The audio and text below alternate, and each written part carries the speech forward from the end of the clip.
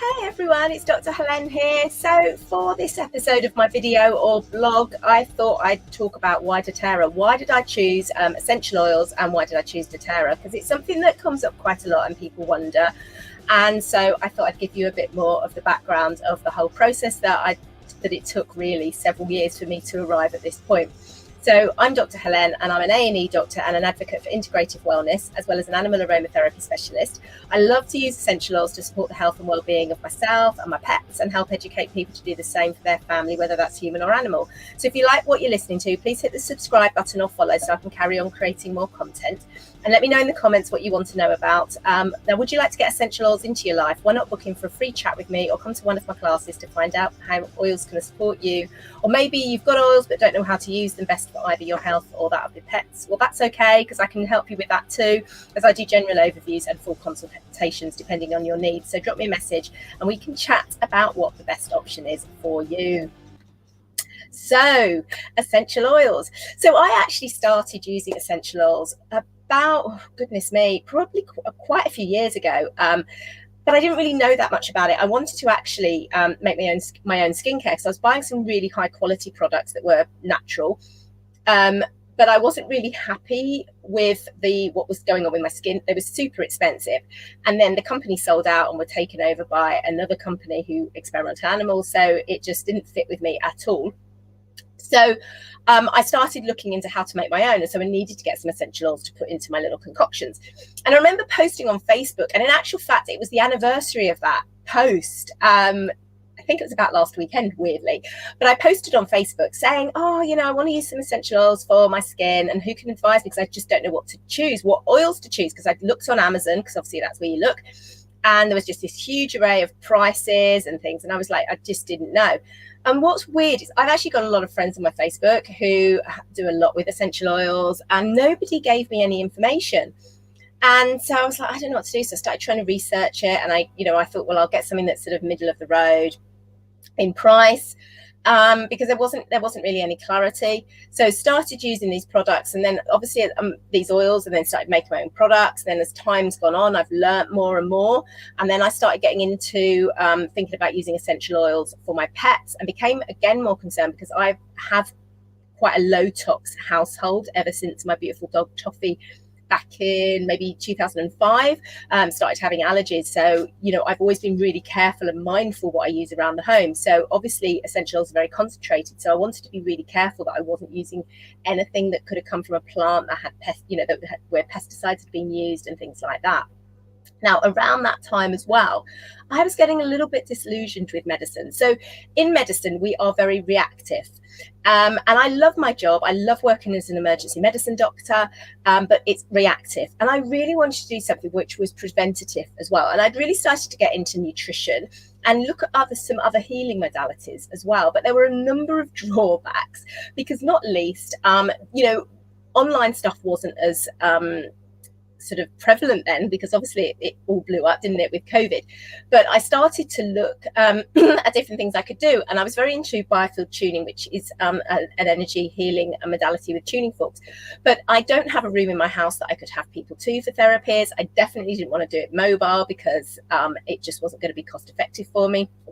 And I'd also qualified as a canine massage therapist at that time as well. And so everything I sort of kept thinking I'd like to do that, there was too many barriers to actually doing it as a business. But also there was something that didn't truly, fully, completely align with me.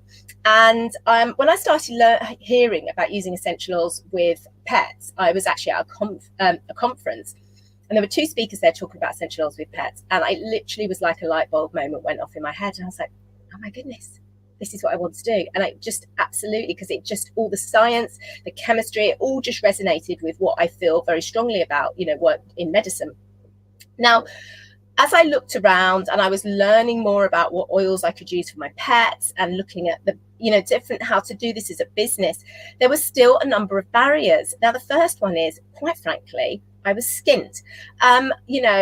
Student loans, credit card debt, everyone thinks doctors are loaded. Truly, we are not, emergency medicine doctors, especially not. And, I just didn't have, when you start a business, that's a lot of money down. And so I was like, well, what, this isn't really gonna work. And, when you actually look at something like network marketing or direct selling, money down is minimal. All you have to pay, or a good network marketing company, I should say, all you pay is for the products that you're going to use. So doTerra, it was great. I could get a kit that I was going to use for all my pets, and at the same time, it would qualify me to be able to start having a business. And the other thing that was really great about it was actually the drop shipping. Now, I am not a very organized person at all. And so the thought of having to get some sort of samples and packages and go off to the post office every week to post parcels out, and I had nowhere to fit anything in either. I mean, I live in a 3-bedroom house, but I have 6 dogs. I have no room. So it was just not, it was not going to work for me because I didn't have the storage. And like I said, I didn't have the money down, because to have stock, you need an awful lot of, of money down as well. And then there was the organization. Now, as I was looking at all of these options, I was also looking into the actual quality of essential oil. So I'd looked at quite a few essential oil companies that required you to get stock and things like that. And I did have a number of concerns, and I'd sort of read their blogs and things, and I'd be like, oh, this is really good. And then I'd read something on the blog, and I was like, no, that doesn't resonate with me. It doesn't resonate at all. And obviously at this time, I'm also learning about using them with animals. So there were more and more concerns there. And I kept coming back to doTerra, and I kept circling back going, oh yeah, but doTerra's got like a medical and veterinary panel, and they do all these tests, not on animals. I've been anti-vivisection for a lot of years now, over 30 years. And doTerra committed to never testing on animals. And so I kept coming back to doTerra and the purity, quite frankly, and their oils and the scientific tests that they do on them. And I just kept looping back. I'd go and look at another essential oil company, and I'd come back, and then I'd think, well, this is great because it's direct selling and I don't have to put loads of money down. They've got this vet panel, this medical panel. They have really high standards because of, their stuff's written about, their stuff's used in clinical trials. It's used in hospitals. It's used by doctors. They have this, they have the money to do all this, these tests for purity, and I was just really, really impressed. And then I would be reading something else about another company, and then I'd think, oh, hang on a minute, and then I'd come back to doTerra, do a little bit more. And another thing that was really important to me was that they were ethical, because I've traveled a lot. I was a flight attendant for many years, and so I traveled a lot around India as well. And people in some of the factories there that produce goods for the West, oh my God, they are so badly paid. They are not looked after. The health and safety is atrocious. I lived in Dubai in the 90s. Again, it's a huge problem. And I believe very firmly that as a consumer, that we must make sure that the people who are producing the products or harvesting the products that we are eating are paid fair wage and not treated shabbily and all this. And this is something that doTerra does. This is a huge thing. This is their co-impact sourcing. And they literally go and help communities. And I was just listening at the convention, I was on the online convention, and they were talking about taking rosemary plants to Kenya because they'd worked out that they would grow really well in Kenya. And so they had to get the rosemary plants to Kenya because they wanted to find another source of income for the Kenyans. And all these rosemary plants, in the first lot of them, they just died. They didn't even get into the ground. And then the next lot, 4 plants actually survived. And that's actually the rosemary stock. It's amazing what comes out of just 4 plants. But they are so passionate about supporting communities. The frankincense is a huge problem with essential oils because it's been so badly harvested that many of these trees have been stripped of all the resin, and it's not sustainable for generations to come. And doTerra, when they source from places, they do a lot of education about sustainability, which is so crucial if generations are still going to be able to have these plants to farm from. And the great thing as well, one of the places they source frankincense from is Somaliland. They've built a hospital there. The Healing Hands Foundation's built a hospital because the nearest hospital was like a 12-hour drive. There was no medical facilities. And this hospital, the Sunlight Hospital, has got like an emergency department. It's got all the specialties. It's amazing. And this is what's so amazing about doTerra, that they go in and they support these communities, and they're ethical. Because one of the key problems as well with essential oil sourcing is most of it is with middlemen. So the farmers never deal with the people who are selling the end product; they deal with a middleman, and so they get their harvest, and then they have to take it to market, and then the broker will say this is a price, and it's often a different price to the one that was initially agreed upon. But the farmer has no choice, because he's either got to transport all the product back to his farm and get no money, or he has to take the reduced money. So the brokers have them over a barrel. doTerra changed all that, and they actually don't have middlemen. They deal directly with the farmer, directly at source. doTerra do all the transport. They literally collect all the harvest, and they pay the farmer within 24 hours. These brokers make the farmer wait between 6 months and a year for their money, and sometimes these farmers, it's their only source of income, and they're made to wait all that time for their money. It's absolutely appalling. And the other really key thing about it is talking about purity.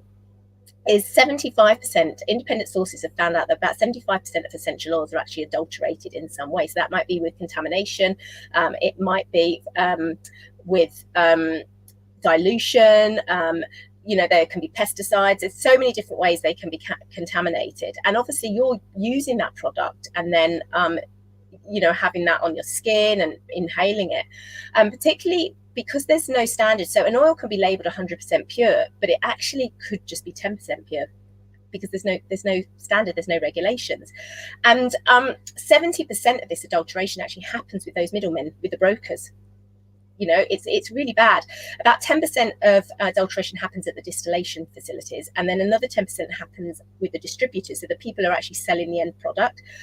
And there's a 10% that people don't know where all that problem happens with. Now with doTerra, everything's tracked right from source, and on the bottom of every bottle there's a batch number, and you can go to source2u.com, put in the batch number, and it will give you the full chemical profile. So this is crucial if you are using an essential oil for your health, or for your pets, or just to rub on your skin or whatever. There's nothing nasty in there. Okay, it is just just what you want it to be in there, and it's the chemical profile that gives you those benefits, because it's not about the smell. The oils smell amazing, but it's actually the chemical structure in there that gives us those benefits, and that's what you want in the oil. And doTerra is the only company that actually releases all this information to the public. And if you ever, you can email companies and ask them for the GCMS. That's a really good. doTerra do so many other tests as well, but the GCMS is sort of one that's globally recognized. And ask a company for the GCMS. But sometimes what they'll do is they'll send you the GCMS of the oil they've purchased, but not of the finished product. So you have to make sure you get it of the finished product. And I'm always saying this to my animal aromatherapy clients, because you just, especially animals are so sensitive. You do not want to be using anything with contamination, because obviously it's massively multiplied anyway in an essential oil. If it's had a pesticide on a plant, it's multiplied in an essential oil. And then it's even worse for your pets, because they're much smaller and they're far more sensitive. So how everything's done is absolutely crucial. And like I said, they're supporting all the communities. They've provided medical facilities. They provide, they've built pipelines in Haiti and things like that. It's just, it was something that was so important to me as I started to look at all these different things to go into a company that I would align with. And every so often I'd go off and I'd read about something else, and then I'd find something else I didn't like, and I'd come back, and it was doTerra all the time. Everything, ticking the box, doTerra. And that was before I'd even got to the commission. That was even before I got to that point. Now, I'd been in network marketing before. So when I was a medical student, I was with another network marketing company, and I used to do makeup. They used to sell other products, but the makeup was pretty much what I used to do. And I used to do bridal makeup.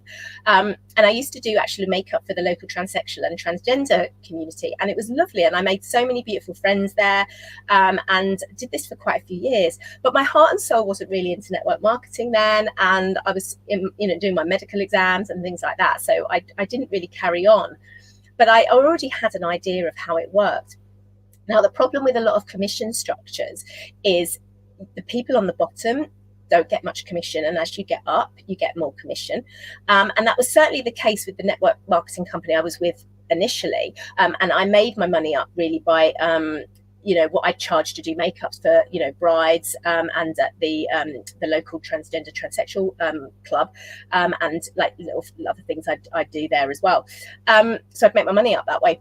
But with doTerra, they've got a really great little commission scale where even when you're just starting, you can actually earn good money. You don't have to wait till you reach the higher levels to get a good income. You can actually make it right at the start. So it's really genius how they've done it. And that makes a massive difference, because that was one of the reasons I ended up stopping doing the makeup after, I think I'd done it for a couple of years.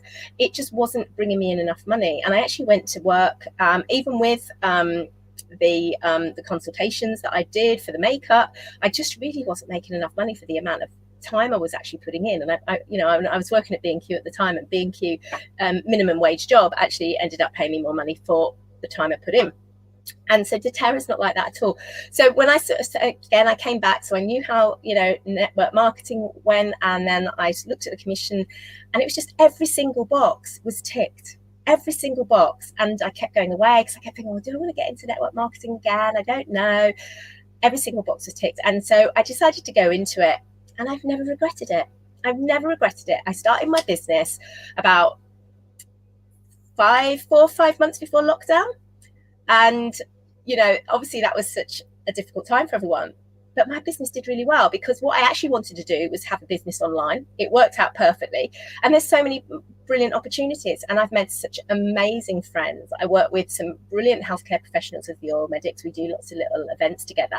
And it's just been an absolute blast. So I would honestly, recommend anyone looking into it, do check out the opportunity.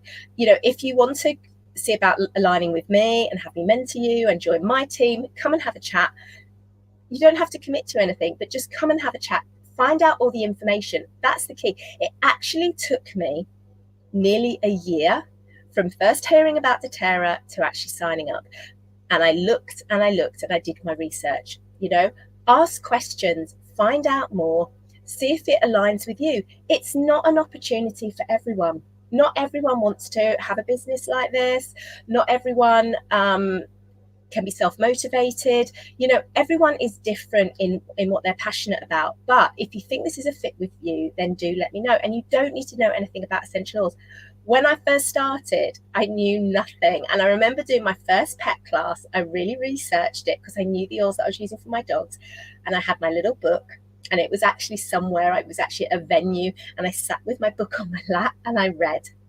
So you really don't have to, you can start anywhere. And, I am always there to support you as well, because for my team, I do classes for them as well. But I also, they also do classes, and then they'll come to me with questions, and we have mentoring every week. And it's all about, because we all grow by helping others. And it's the same with my cross lines, the oil medics. Our businesses are not linked in any way, shape or form. But it's all about being supportive of each other, and then you can grow while you're helping each other as well. So let me know. Do hit follow, do hit subscribe if you like what you hear. Let me know in the comments if you'd like to learn about what you'd want to learn about as well. And do get in touch with me if you'd like to find out about building a doTerra business, and see if we're a fit. We can have a chat, see if we're a fit to work together, because that's the most important thing. Stay safe, everyone. Stay well. Bye.